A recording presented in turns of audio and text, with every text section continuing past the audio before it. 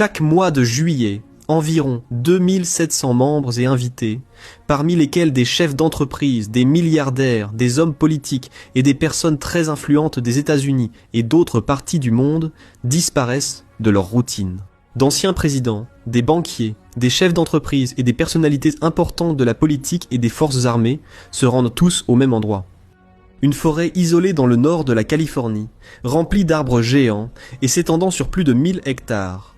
Et pendant ces semaines-là, l'accès à la zone est totalement contrôlé et surveillé par des agents de sécurité armés, des capteurs de mouvement et des caméras thermiques.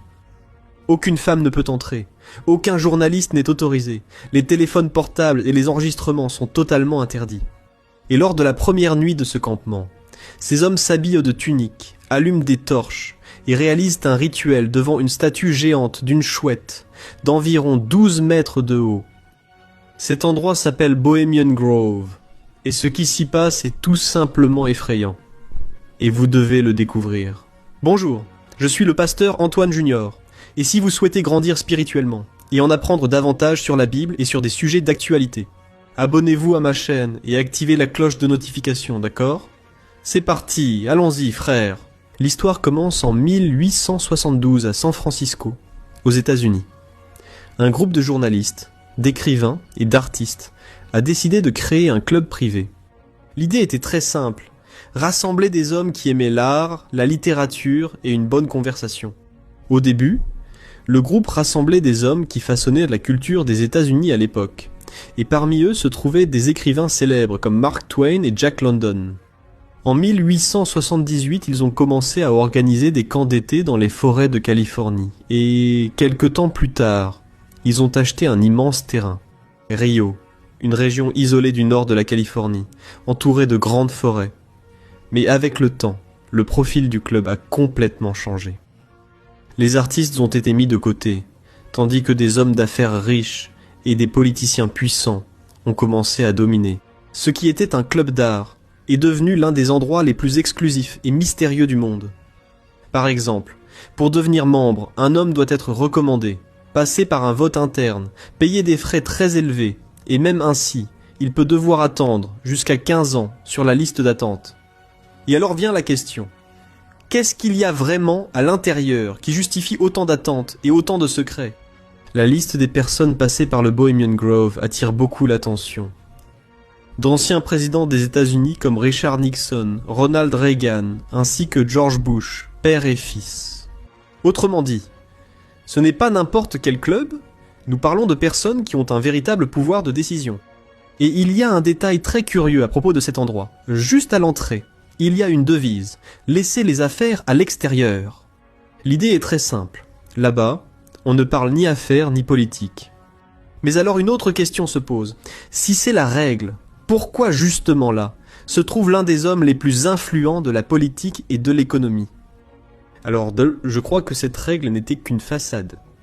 En 1942, au milieu de la Seconde Guerre mondiale, d'importantes discussions entre des scientifiques et des militaires liés au projet Manhattan, qui est le projet secret ayant développé la première bombe atomique, ont eu lieu, précisément là. Parmi eux se trouvait Robert Oppenheimer, le scientifique qui est devenu connu comme le père de la bombe atomique. Et, selon des récits historiques, des conversations et des décisions importantes concernant l'avenir de ce projet ont eu lieu dans ce campement, loin du public. Mais rien de ce que je t'ai raconté jusqu'à présent ne se compare à ce qui se passe la première nuit.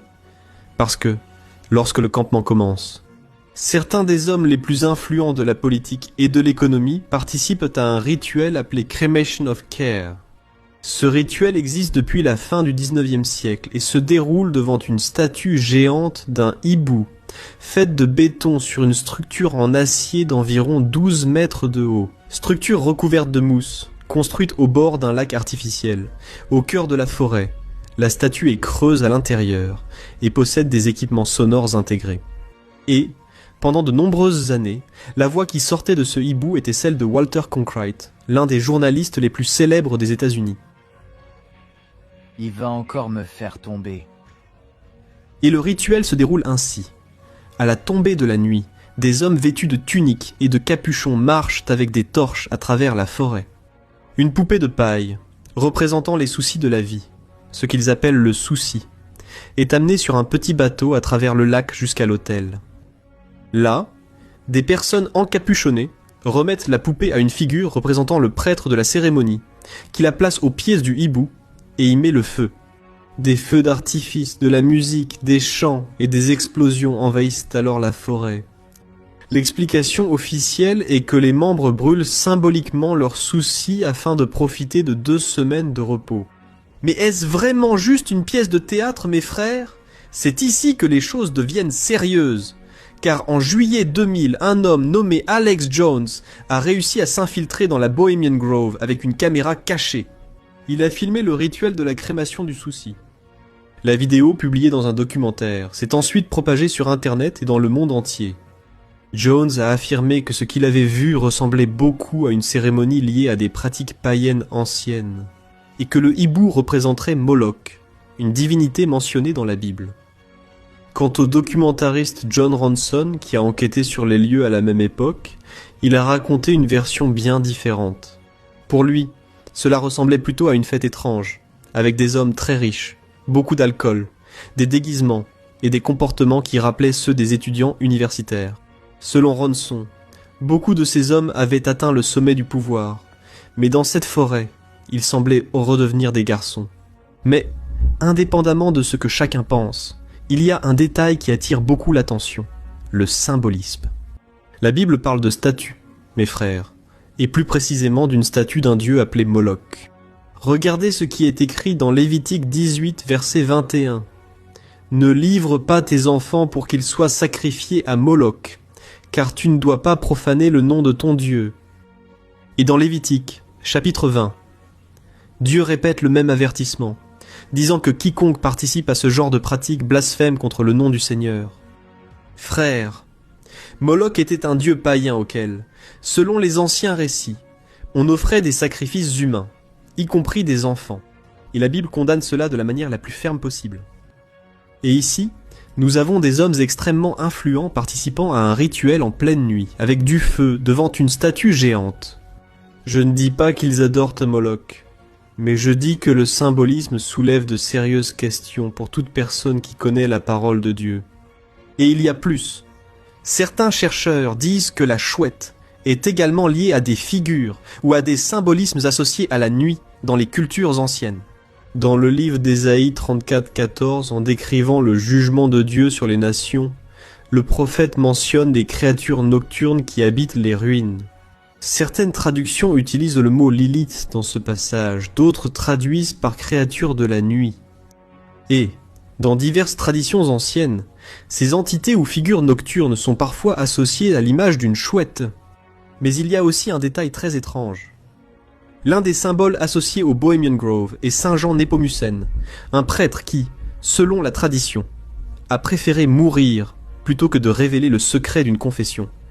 Et aussi incroyable que cela puisse paraître, une statue de lui se trouve au bord du lac, avec le doigt sur les lèvres. Comme un rappel constant, ce qui se passe là-bas doit rester secret.